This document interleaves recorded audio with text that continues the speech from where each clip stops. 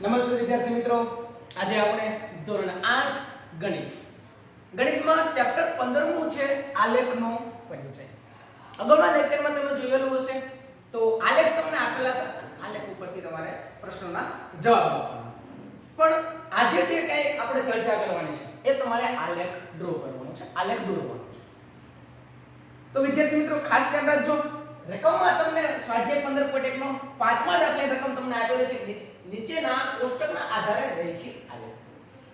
કેટલા પ્રકારના આલેખ છે એ આપણે સ્ટાર્ટિંગના ફર્સ્ટ લેક્ચરમાં વાત કરી. એની પહેલા થોડીક એવી જનરલ માહિતી તમે સમજી લો કે જે આપણી આડી હરોળ છે, આડી હરોળને કહેવાશે x અક્ષ.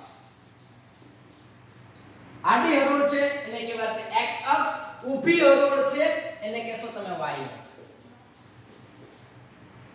ત્રણ નામ થશે. આડી હરોળ કયો, x અક્ષ કયો કે સમક્ષિતિજ રેખા. આ ત્રણ નામ આડી હરોળના છે. આડી હરોળ, x અક્ષ અને સમક્ષિતિજ. ઊભી હરોળની વાત આવે તો ઊભી હરોળ, y અક્ષ અને શિરોલંબ રેખા. એટલે ખાસ એ ત્રણ નામ યાદ રાખજો. હવે આ જે પોઈન્ટ છે એને કહેવાશે ઉદ્ગમ બિંદુ એટલે કે ઓરિજિન પોઈન્ટ, જેને આપણે O વડે દર્શાવશું. ઉદ્ગમ બિંદુ, ઓરિજિન પોઈન્ટ, જેને આપણે O વડે દર્શાવશું, જેના યામ 0 0 હશે. 0 0 એટલે એનો મીનિંગ શું થશે તો કે x યામ અને y યામ. પહેલી વસ્તુ કે હંમેશા તમે જ્યારે યામ દર્શાવો છો તો ત્યારે પહેલો હંમેશા x યામ હશે, બીજો હંમેશા y યામ હશે. એટલે આ એક પણ ખાસ ધ્યાન રાખવાનું થશે.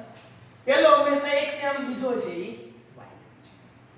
હવે ખૂણામાં તમે એનું પ્રમાણમાં દર્શાવશો. કેવી રીતના દર્શાવવું એ મને આલેખ જોશો એટલે ખબર પડી જશે. તો જોઈએ હવે પાંચમાનો પ્રશ્ન એ જે તમને આપેલો છે એમાં હજુ કંઈક ઉપર તમને બે લાઈન આપેલી છે. શું આપેલી છે જોઈએ. તો પ્રશ્નમાં એવું કીધું છે કે જુદા જુદા વર્ષોમાં એટલે કે 2003, 2004, 5 અને 6 જુદા જુદા વર્ષોમાં કોઈ પર્વતીય શહેરમાં કેટલા દિવસો માટે હિમવર્ષા થયેલ તે પત્ર દર્શાવેલો છે. બરોબર. તમને કયા વર્ષે કેટલા દિવસો હિમવર્ષા થયેલી છે એ તમને દર્શાવેલું છે. 2003 માં 8 દિવસ, 2004 માં 10 દિવસ, 2005 માં 5 દિવસ અને 2006 માં 12 દિવસ. તો આનો તમને રેખીય આલેખ દોરવાનો કીધો છે. તો વર્ષ જે છે એને આપણે x અક્ષ ઉપર દર્શાવશું. તો x અક્ષ ઉપર વર્ષ દર્શાવશું અને y અક્ષ ઉપર આપણે દિવસોની સંખ્યા જે છે એને આપણે y અક્ષ ઉપર લેશું. તો દિવસોની સંખ્યા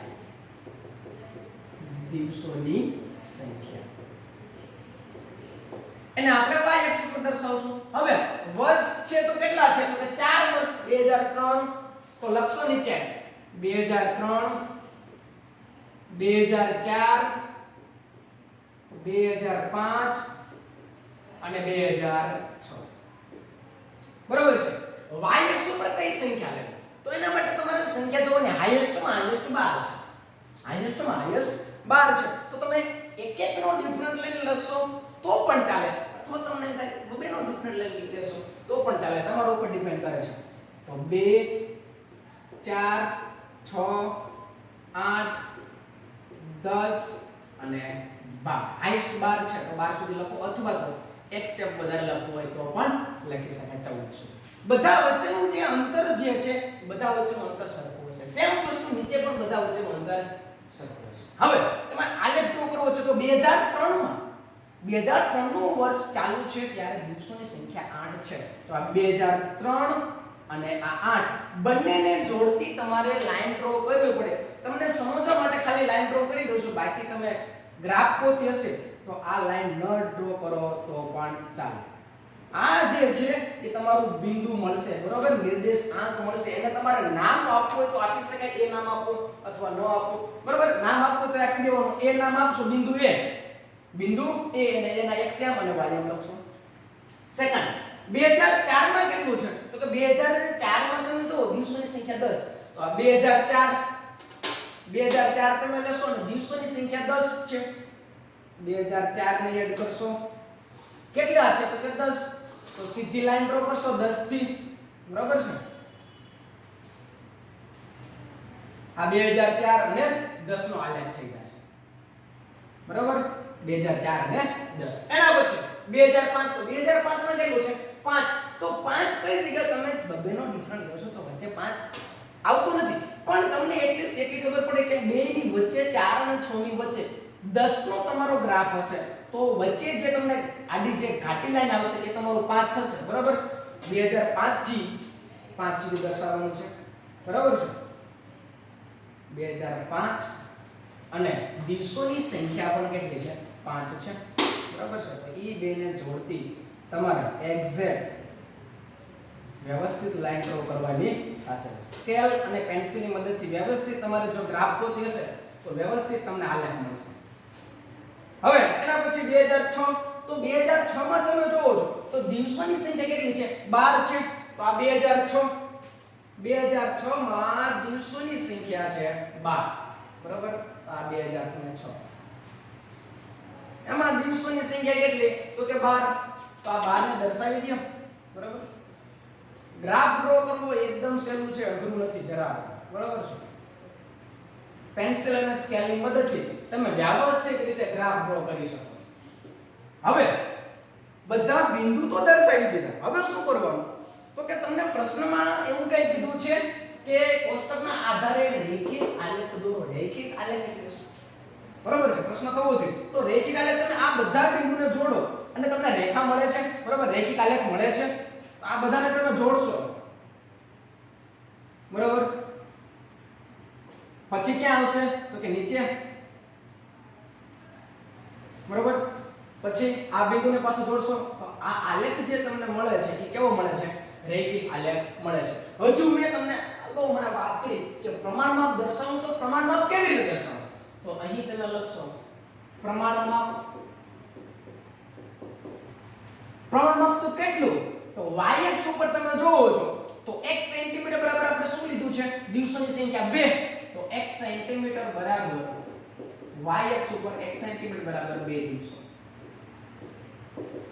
બરાબર તો આ પેલો જે આલેખ જે છે એ તમારો પેલો આલેખ કમ્પ્લીટ થઈ ગયો છે પ્રશ્ન તમને પેલો જે હતો પાંચમાનો એ આખે આખો જે છે એ તમારો આટલી વસ્તુ તમારે ગ્રાફમાં ડ્રો કરવાની થશે આ પેલો આલેખ જે છે એ તમારો કમ્પ્લીટ છે તમે સ્ક્રીનશોટ લઈ શકો છો પછી આપણે પ્રશ્ન બી ની ચર્ચા કરીએ પ્રશ્ન એ તમે વ્યવસ્થિત જોઈ લો આ પ્રમાણે નો ડ્રો કરવાનો થશે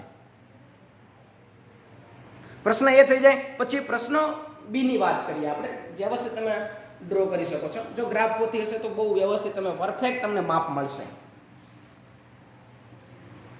ઊભી અને આડી જે મેં લાઈન દર્શાવેલી છે બરાબર એ તમને સમજવા માટે દર્શાવેલી છે તમારી ગ્રાફ પોથી હશે તો એમાં એ કઈ દર્શાવવાની જરૂરિયાત રહેતી નથી ઓકે હવે પ્રશ્ન એ બધાને કમ્પ્લીટ થઈ ગયો હશે બરાબર છે તો સેકન્ડ એના પછીનો પ્રશ્ન બી જે આપેલો છે વર્ષ પુરુષોની સંખ્યા અને સ્ત્રીઓની સંખ્યા બે આલેખ એકમાં જ તમારે બે આલેખ ડ્રો કરવાના થશે બરાબર છે એકમાં જ તમે બે આલેખ ડ્રો કરશો તો એ આલેખ જે છે એ તમારો એવી રીતના થશે કે પહેલા તો આને આપણે ઇરેઝ કરી નાખીએ પછી પ્રશ્ન બી ની વાત કરીએ પ્રમાણમાપ ચેન્જ થશે x અક્ષ અને y અક્ષમાં થોડો કંઈક ફેરફાર થશે રકમ રિલેટેડ બરાબર છે તમારે દિવસોની સંખ્યાની જગ્યાએ પુરુષ અને સ્ત્રીની સંખ્યા એટલે ખાલી આપણે સંખ્યા છે એવું આપણે દર્શાવી દઈએ બરાબર છે ખાલી સંખ્યા દર્શાવી દઈએ સંખ્યા y અક્ષ ઉપર સંખ્યા આવશે x અક્ષ ઉપર તો વર્ષ જ આવશે પણ વર્ષમાં 2003 4 5 6 અને 7 એટલે 2007 સુધી દર્શાવવું પડશે બરાબર 2007 સુધી તમારે દર્શાવવું પડે ઓકે હવે તમે જોશો સ્ત્રી અને પુરુષમાં હાઈએસ્ટ વેલ્યુ કેટલી છે 13.6 એટલે 14 સુધી દર્શાવેલું છે પ્રશ્ન નથી બરાબર ચાલે પ્રશ્ન નથી અથવા તો ડિફરન્ટ એક એકનો લેશો તો વ્યવસ્થિત પરફેક્ટ મળશે કારણ કે 13.5 ને 13.2 ઘણું બધું પોઈન્ટ વાળું છે એટલે કન્ફ્યુઝ થતું હશે તો 1 1 નો ડિફરન્ટ લઈ લો એટલે પરફેક્ટ તમને આન્સર મળે 1 2 3 4 5 6 7 8 9 10 11 12 13 14 અને એક વધારે લઈએ 15. ચાલો રેડી. હાઈએસ્ટ માં હાઈએસ્ટ વેલ્યુ તમારી 13.5 હતી, સોરી 13.6 હતી, તો આપણે હાઈએસ્ટ માં હાઈએસ્ટ 14 સુધી તો 15 સુધી લઈ લીધું છે. બરાબર, એટલે એમાં બધી વેલ્યુ આમાં ઇન્ક્લુડ થઈ જશે. હવે 2003 માં તમે જોવો છો તો પહેલા આપણે પુરુષની જ વાત કરીએ છીએ. પહેલા પુરુષનો ગ્રાફ લો. 2003 માં કેટલા છે? પુરુષની સંખ્યા 12. એની પહેલા તમે જો રકમને સમજો, રકમ શું કહેવા માંગે છે તો કે એક ગામની અંદર જુદા જુદા વર્ષમાં પુરુષ અને સ્ત્રીની વસ્તી હજારોમાં દર્શાવેલી છે. તો સ્ત્રી અને પુરુષની સંખ્યા હજારોમાં દર્શાવેલી છે, તો આપણે લખશું હજારોમાં. બરાબર છે. પછી વર્ષ, સ્ત્રી અને પુરુષની સંખ્યા આપેલી છે, એ પ્રમાણે તમારે ગ્રાફ ડ્રો કરવાનો છે, એમાં કઈ અઘરું નથી. બરાબર છે.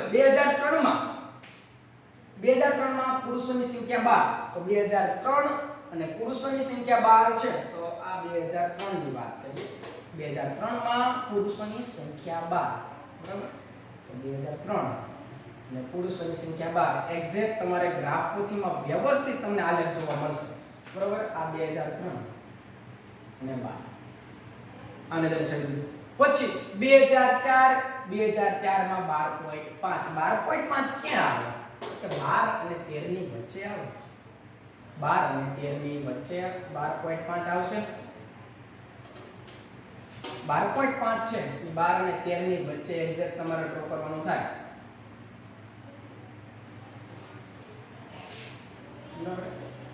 આ 2004 નું કમ્પ્લીટ. 2005 માં તમે જો 2005 માં કેટલું છે? પુરુષોની સંખ્યા 13 છે, તો આ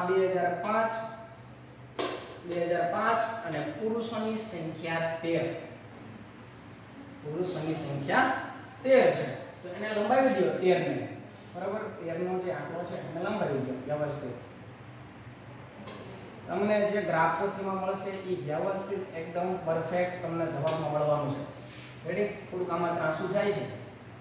પછી 2006 ની વાત કરશો તો 2006 માં 13.2, તો 13.2 ક્યાં લેશો? બરાબર, આ એક્ઝેક્ટ 13 છે. 13.2 ક્યાં હોય? તો 10 ખાના વાળો તમારો ગ્રાફ હશે. બરાબર, આમાં વચ્ચે 10 ખાના હશે, અમુકમાં 5 ખાના હશે. 5 ખાના હશે તો વચ્ચે એક્ઝેક્ટ આ જે તમને હશે, હવે અહીંયા 1 લો, અહીંયા 2 લેશો, તો અહીંયા તમે એક્ઝેક્ટ શું થાય? 1.5 થાય. હવે તમને કીધું છે 13.2, તો 2 ક્યાં હોય?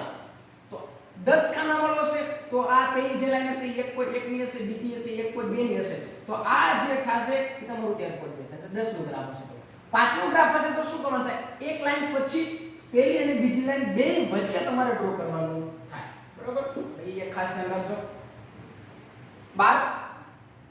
2006 માં 13.2, 2006 માં 13.2 છે.